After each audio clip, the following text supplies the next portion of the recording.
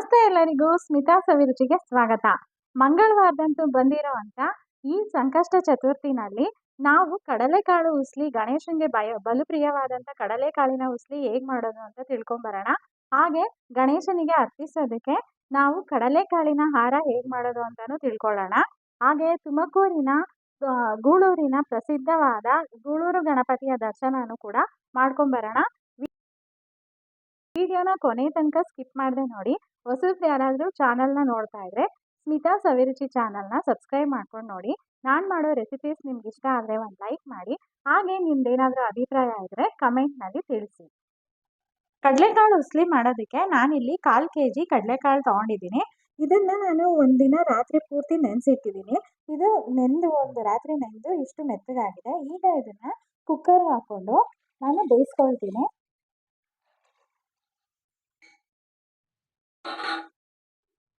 ಕಾಳು ಮುಳುಗೋ ಅಷ್ಟು ನೀರು ಹಾಕ್ತಾ ಇದ್ದೀನಿ.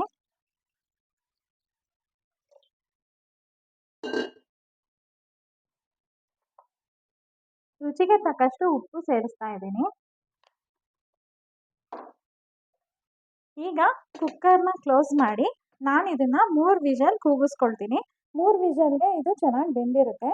1 ಸೀಟಿಗೆ ಬೇಯೋದಿಲ್ಲ. ಹಾಗಾಗಿ 3ರಿಂದ 4 ವಿಷಲ್ ನೀವು ಕೂಗಿಸ್ಕೊಳ್ಳಿ. ನಾನು 3 ಕೂಗಿಸ್ಕೊಳ್ತೀನಿ, ಮತ್ತೆ ನೋಡ್ತೀನಿ, ನಿಮ್ಗೆ ಹೇಳ್ತೀನಿ. ಗಣೇಶನಿಗೆ ಪ್ರಿಯವಾದಂಥ ಕಡಲೆಕಾಳಿನ ಹಾರ ಹೇಗೆ ಮಾಡೋದು ಅಂತ ನೋಡ್ಕೊಂಬರೋಣ. ನಾನಿಲ್ಲಿ ಕಡಲೆಕಾಳು ನೆನೆಸಿರೋ ಅಂಥದ್ದು ತೊಗೊಂಡಿದ್ದೀನಿ. ಇದನ್ನು ಬೇಯಿಸಿಲ್ಲ, ನೆನೆಸಿದ್ದೀನಿ. ಇದಕ್ಕೆ ಒಂದು ಸೂಜಿಗೆ ದಾರನ ಪೋಣಿಸ್ಕೊಳ್ಬೇಕು. ಅದಕ್ಕೆ ನಾವು ನೆನೆಸಿರೋ ಅಂಥ ಕಡಲೆಕಾಳನ್ನ ಒಂದೊಂದನ್ನೇ ಪೋಣಿಸ್ಕೊಳ್ಬೇಕು. ನೋಡಿ, ಕಡಲೆಕಾಳನ್ನ ಇದರಿಂದ ಏರಿಸ್ಬೇಕು. ಈ ಥರ ನೀವು ಈ ಥರ ಆಗಲಿ ಹಿಂದೆಯಿಂದ ಆಗಲಿ ಮಾಡೋಕ್ಕೆ ಹೋಗ್ಬೇಡಿ, ಯಾಕೆಂದರೆ ಕಾಳುಗಳು ಬ್ರೇಕ್ ಆಗುತ್ತೆ. ಈ ಥರನೇ ಒಂದೇ ಡೈರೆಕ್ಷನಲ್ಲೇ ಪೋಣಿಸ್ಕೊಂಡು ಹೋಗ್ಬೇಕು.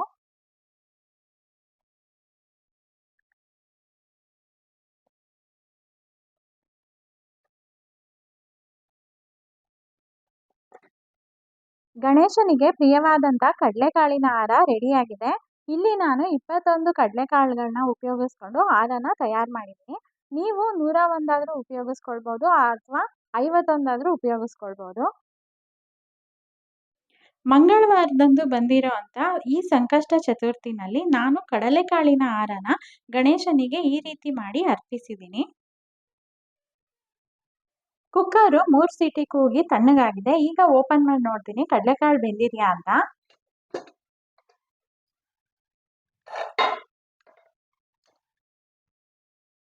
ನೋಡಿ, ಕಾಳು ಚೆನ್ನಾಗಿ ಬೆಂದಿದೆ. 3 ಸೀಟಿನಲ್ಲೇ ಬೆಂದ್ಬಿಟ್ಟಿದೆ. ಈಗ ನಾನು ಇದನ್ನು ಬಸ್ಕೊಳ್ತೀನಿ ಸ್ಟ್ರೈನರಲ್ಲಿ. ಪ್ಯಾನು ಬಿಸಿಗೆ ಇಟ್ಕೊಂಡಿದ್ದೀನಿ. ಈಗ ನಾನು ಇದಕ್ಕೆ 2 ಸ್ಪೂನ್ನಷ್ಟು ಎಣ್ಣೆ ಹಾಕ್ಕೊಳ್ತಾ ಇದ್ದೀನಿ. ಎಣ್ಣೆ ಬಿಸಿ ಆಗ್ತಿದ್ದಾಗೆ ನಾನಿಲ್ಲಿ ಅರ್ಧ ಚಮಚದಷ್ಟು ಸಾಸಿವೆ ತೊಗೊಂಡಿದ್ದೀನಿ. ಒಗ್ಗರಣೆಗೆ ಹಾಕ್ಕೊಳ್ತಾ ಇದ್ದೀನಿ.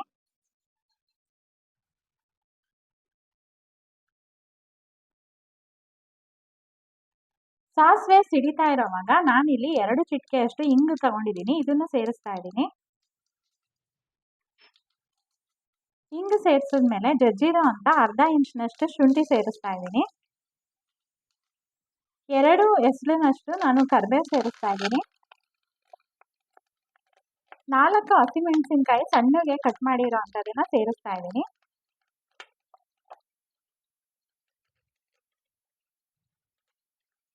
ಇದನ್ನೆಲ್ಲ ಫ್ರೈ ಮಾಡ್ಕೊಳ್ಳೋಣ. ಮೆಣಸಿನ್ಕಾಯಿ ಫ್ರೈ ಆಗಿದೆ. ಈಗ ನಾನಿಲ್ಲಿ 2 ಚಿಟಿಕೆಯಷ್ಟು ಅರಿಶಿನದ ಪುಡಿ ಸೇರಿಸ್ತಾ ಇದ್ದೀನಿ.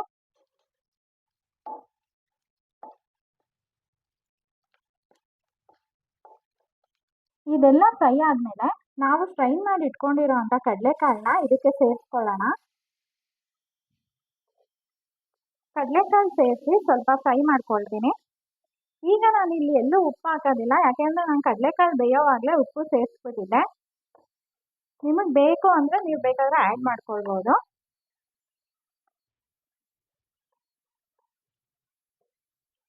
ಕಡಲೆಕಾಳನ್ನ ಸೇರಿಸಿ 1 ನಿಮಿಷ ಫ್ರೈ ಮಾಡಿದ್ಮೇಲೆ ನಾನು ಇದಕ್ಕೆ ಹಸಿ ಕಾಯಿ ತುರಿನ 1 ಬಟ್ಲನಷ್ಟು ಸೇರಿಸ್ತಾ ಇದ್ದೀನಿ.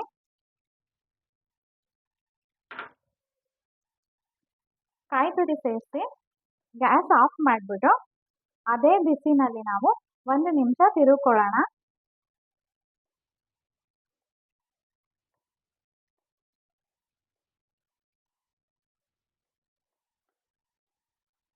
ಕಾಯಿ ತುರಿ ಸೇರಿಸಿದಾದ್ಮೇಲೆ ಗ್ಯಾಸ್ ಆಫ್ ಮಾಡ್ಕೊಂಡ್ಮೇಲೆ ಇದೆಲ್ಲ ಆ್ಯಡ್ ಮಾಡಬೇಕು. ಈಗ ನಾನು ಅರ್ಧ ಹೋಳ್ನಷ್ಟು ನಿಂಬೆಹಣ್ಣನ್ನು ಹಿಂಡ್ಕೊಳ್ತೀನಿ. ನೀವು ಹುಳಿ ನೋಡಿ ಹಿಂಡ್ಕೊಳ್ಳಿ.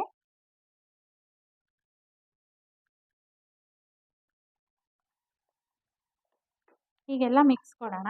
ಕಡಲೆಕಾಳು ಉಸ್ಲಿ ರೆಡಿ ಆಯಿತು. ಈಗ ಇದನ್ನು ಗಣೇಶನಿಗೆ ನಾವು ಅರ್ಪಿಸೋಣ.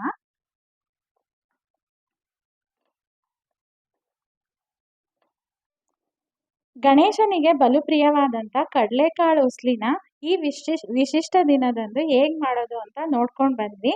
ಈಗ ಮುಂದಕ್ಕೆ ನಾವು ತುಮಕೂರಿನ ಪ್ರಸಿದ್ಧವಾದ ಗೂಳೂರು ಗಣಪತಿಯ ದರ್ಶನನ ಮಾಡಿಕೊಂಡು ಬರೋಣ. ತುಮಕೂರಿನಿಂದ 8 ಕಿಲೋಮೀಟರ್ ದೂರ ಇರುವ ಗೂಳೂರು ಗ್ರಾಮಕ್ಕೆ ಸುಪ್ರಸಿದ್ಧ ಗಣಪತಿಯ ದರ್ಶನ ಮಾಡಲು ಹೋಗೋಣ. ಹೋಗ್ತಾ ಎಂಟ್ರೆನ್ಸಲ್ಲೇ ನಮಗೆ ದೀಪಾಲಂಕಾರದಿಂದ ಸ್ವಾಗತ ಕೋರಲಾಗುತ್ತದೆ. ಇದನ್ನು ನೋಡೋದಕ್ಕೆ ತುಂಬ ಚೆನ್ನಾಗಿರುತ್ತೆ.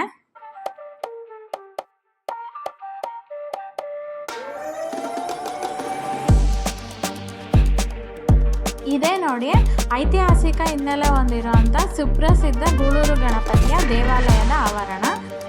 ಇದು ಕಾರ್ ಪಾರ್ಕಿಂಗು.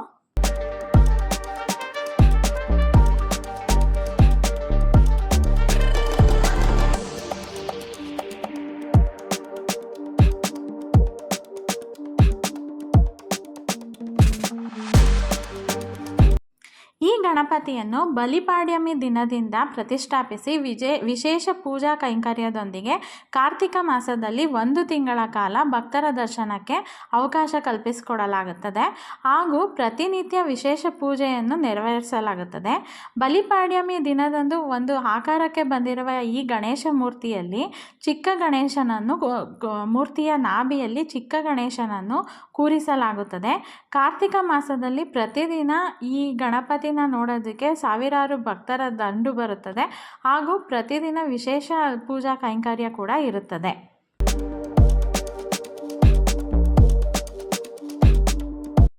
ಹರಕೆ ಗಣಪ ಅಂತಲೂ ಕರೆಸ್ಕೊಳ್ಳೋ ಅಂಥ ಈ ಗಣಪನಿಗೆ ಗರಿಕೆ ಮತ್ತು ಕಡಲೆಕಾಳಿನ ಹಾರದಿಂದ ವಿಶೇಷವಾಗಿ ಪೂಜೆ ಸಲ್ಲಿಸಲಾಗುತ್ತದೆ. ಈ ಕಡಲೆಕಾಳಿನ ಹಾರ ಹೇಗೆ ಮಾಡೋದು ಅಂತ ನಾನು ಈಗಾಗಲೇ ನಿಮಗೆ ವಿಡಿಯೋದಲ್ಲಿ ತೋರಿಸ್ಕೊಟ್ಟಿದ್ದೀನಿ.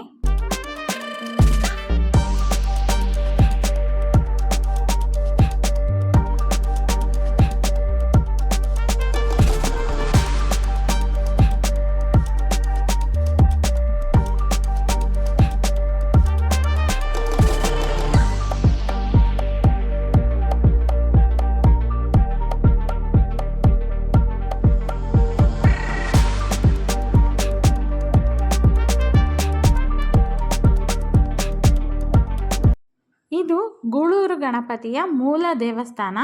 ಇದರ ದರ್ಶನನೂ ಪಡೆಯೋಣ.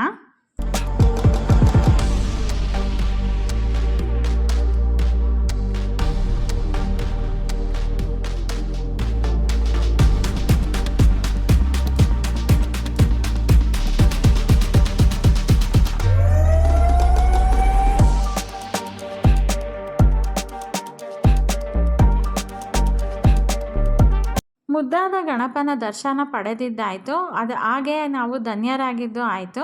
ಈಗ ಪ್ರಸಾದ ಸ್ವೀಕರಿಸೋಣ. ಕಡಲೆಕಾಳಿನ ಉಸ್ಲಿ ಈ ಪ್ರಸಾದವಾಗಿ ಕೊಡ್ತಾ ಇದ್ದಾರೆ. ಇದನ್ನು ಹೇಗೆ ಮಾಡೋದು ಅಂತ ನಾನು ಈಗಾಗಲೇ ನಿಮಗೆ ತಿಳಿಸ್ಕೊಟ್ಟಿದ್ದೀನಿ.